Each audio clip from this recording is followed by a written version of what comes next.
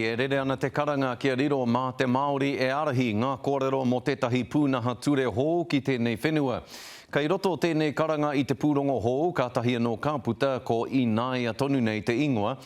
Hei tā e rewera rere kura, e ki ana te kaituhi i taua pūrongo me turaki i te pūnaha ture o tēnei whenua, me tīmata anō.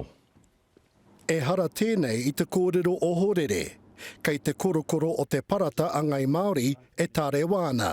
The biggest users of the justice system in the sense of being incarcerated in this country is Māori, and we're at the highest levels of incarceration in our history since the signing of the treaty.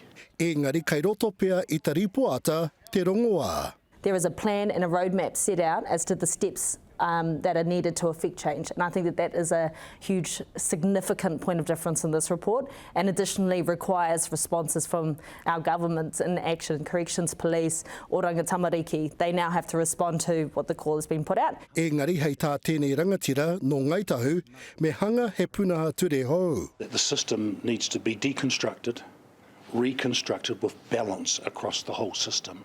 Now, when I talk about justice, I'm not just talking about the role of the courts and the police.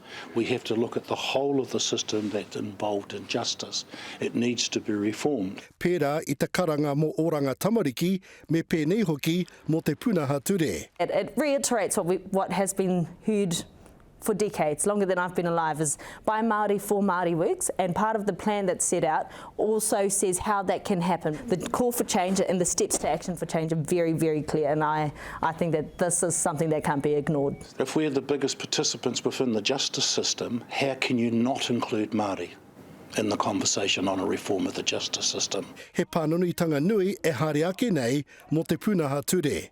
Iriwere rere kura te karere.